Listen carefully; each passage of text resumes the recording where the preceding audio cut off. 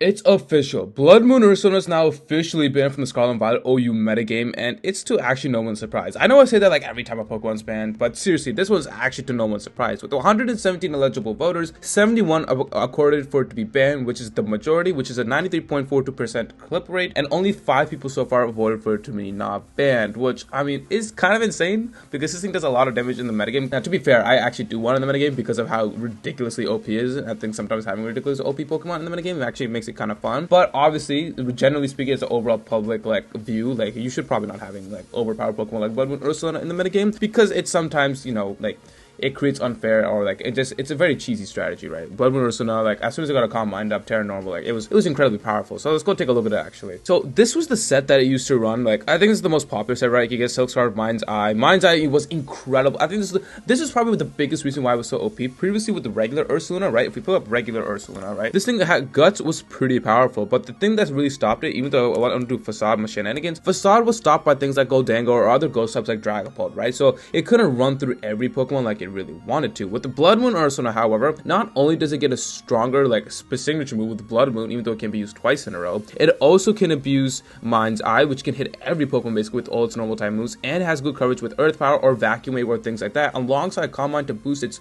kind of weakened special defense of 65. That is pretty bad, but with this bulk of 113 HP, all it needs is one Calm Mind up to actually start getting things going, because not only does it boost his special defense, but then it boosts his 135 special attack, which in theory is weaker than Ursaluna's offensive stat, but once it gets that setup, which I think for this Pokemon is actually a bit easier to get set up, because it can just switch into like it can really like switch in, for example, like maybe Sisu's Edge, like Hisu and Samurai, right? Like if it comes into that and gets a Calm Mind off, because if that thing's like Choice Scarf, for example, once I get the Calm Mind off, if it start going ham with Hyper Voice or Blood Moon, right? So Bloodmoon Ursaluna like could take that kind of like power to the next level. Furthermore, with Bloodmoon's Ursaluna arrival, because of how ridiculously powerful it was in the metagame, you had to have things like Blissey that rose from like NU all the way up to like OU. Who thought this thing was ever going to be good in the metagame right now? Because if it has reliability to be Terra dependent, there's a lot of physical attackers in the metagame, it doesn't really suit very well. But because this thing is very specially defensive, this is like the only reliable counter to Ursaluna that could really take it out, or like at least stop it in its tracks. You got like Seismic Toss, you got like Soft Boiled, and you have other like things like you got Healing with Sheep, Heal Bell, you know, Yawn, Stealth Rock, Thunderbolt, Thunderwave, etc. Right? So you got things you could play around with. Blissey was like the only like cute, like pure counter to it, but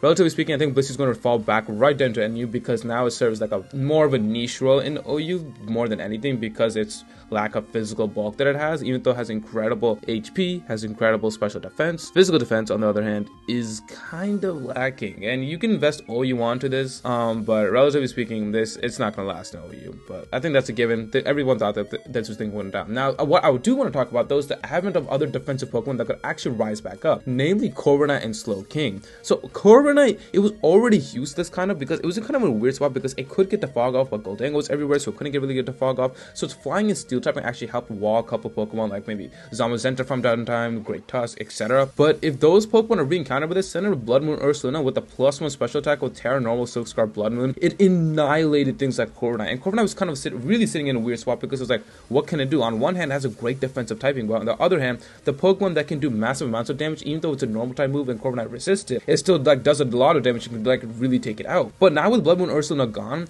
even though it's still in an awkward position, I think it comes back to serve its main role as a defensive identity, helping wall things like Great Tusk. You could probably wall things like Dragonite. It probably help to a degree in Poison, even though that's like a special attacker, you know, Landorus, etc. Right? So it can really come a Hisu and Samurai, right? So it really comes back as that defensive core identity. And I was really worried for this Pokemon, because like, to be honest, like there was no really place, like if you have Bloodmoon Ursa on the other side, this thing really did not have a place to do anything, because you could get like a body press, for example, but it's not living more than like one hit from a +1 Terra Normal, Silk Scarf, Blood Moon, or like Hyper Voice, or whatever you want to throw at it. This thing took a lot of damage from it, but thankfully it no longer has to worry about that. So Corviknight, I think its Corviknight stocks will slowly rise up. It's not going to be as fruitful as many people think, and I'll get to that later in a bit in this video, but like, yeah.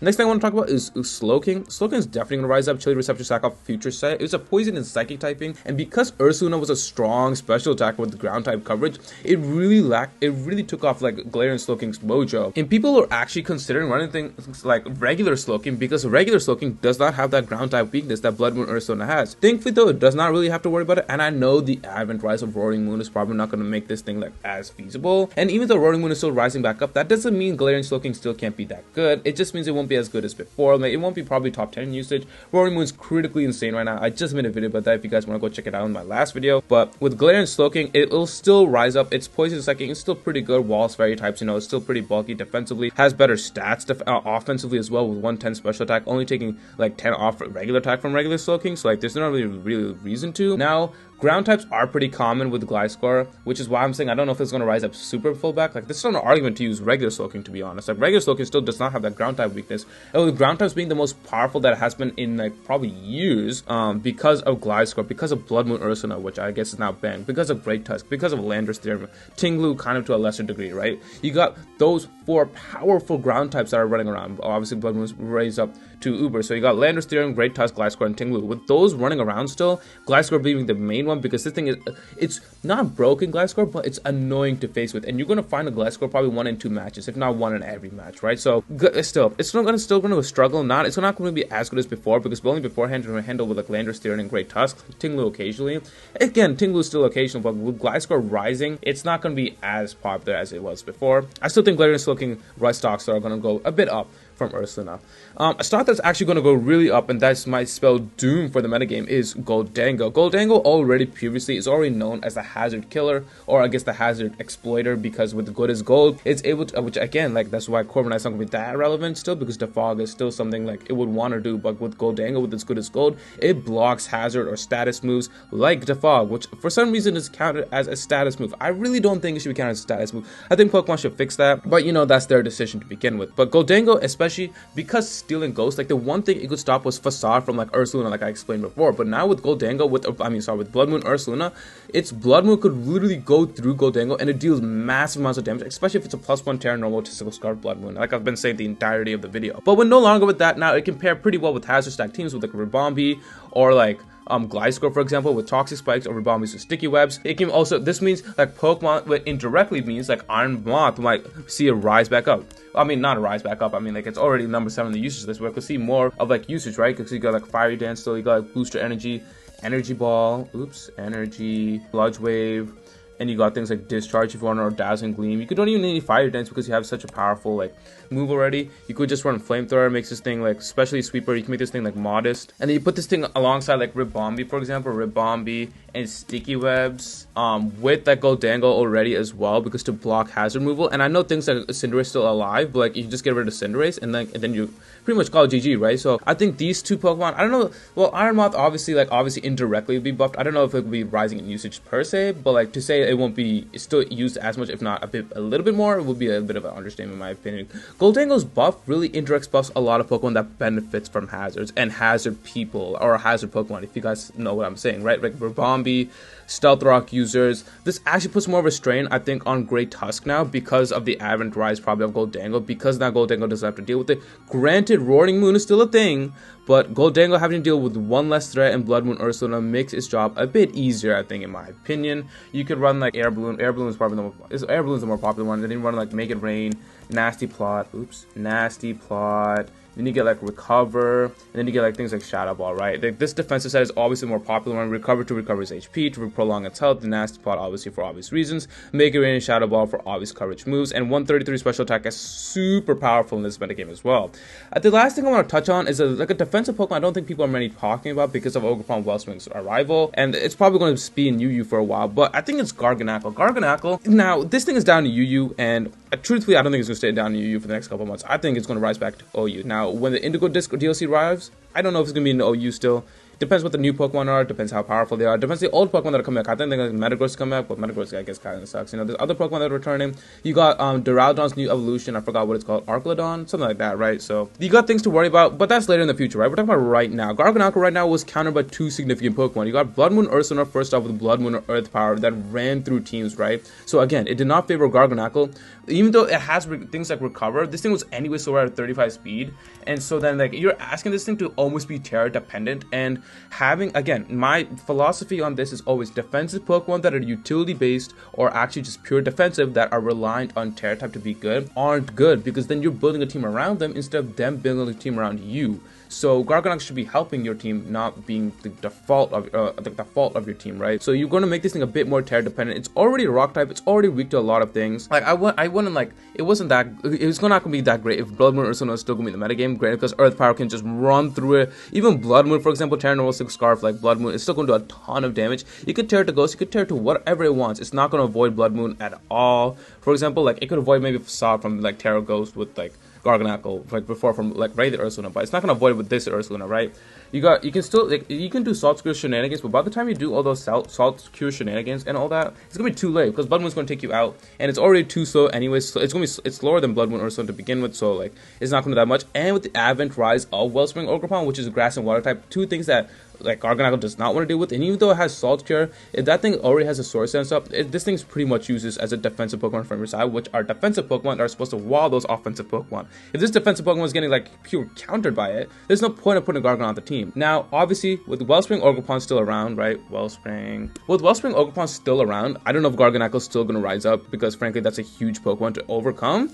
And with Iron Moth, like Energy Ball, like variants, like that's also pretty huge. But to say that Garganacl, I don't think will not rise, I think that's a little bit of understatement. I think this Pokemon is definitely gonna rise just a tiny bit. It might be one of the last people in like OU to be in there, but I think it's actually gonna rise up just a bit. That I know Wellspring Ogerpon, like it's probably gonna be one of the next Pokemon to be banned if people are actually advocating for that. I really don't want Ogerpon to be banned. Like this is so fun to play with.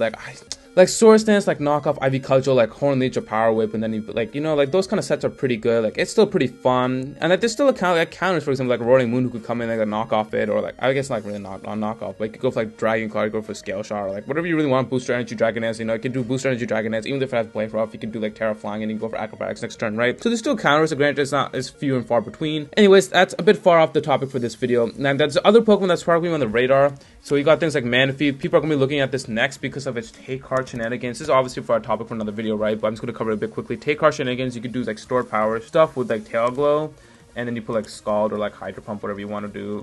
We'll just put Scald for now, right? And so this is what you would typically do. And this set was obviously super powerful. Take Card not only cures its status, which means it'll avoid things like Toxic Spikes or like Toxic, I guess, in general, or like Thunder Wave, Burn, etc. So it'll cure its status. It also is a Calm Mind. It's basically like a Heal Bell plus Calm Mind in one scenario, which is actually incredible for a Pokemon of this like caliber. And then you got like Stored Power, Tail Glow, and Scald. Tail Glow is especially powerful. You get a +3 attack, so you get +3, +1, so that's like a +5. Then you put that with Stored Power, and this is 20 for each of its user stat boost. I think it's about like 5 boosts we calculate in total. So you get 5 boosts and 20 plus for each, so it's like what, something like a 120 stored power. Correct me if I'm wrong, like something like that, right? The point is, it's still going to be ridiculously overpowered in the metagame. So it can run like variants like this. It can also be like a special attacker. It could be a Choice Scarf variant. It could be a Choice Specs variant, right? There's a number of variants to run with Manaphy. Now, granted, Water Absorb, Wellspring, Ogerpon is still everywhere, so it has to be a bit careful. I don't know if Manaphy should be banned. I'm kind of on the fence of it. I really don't think it's really that OP to be calling it for a ban. I think that's a stretch.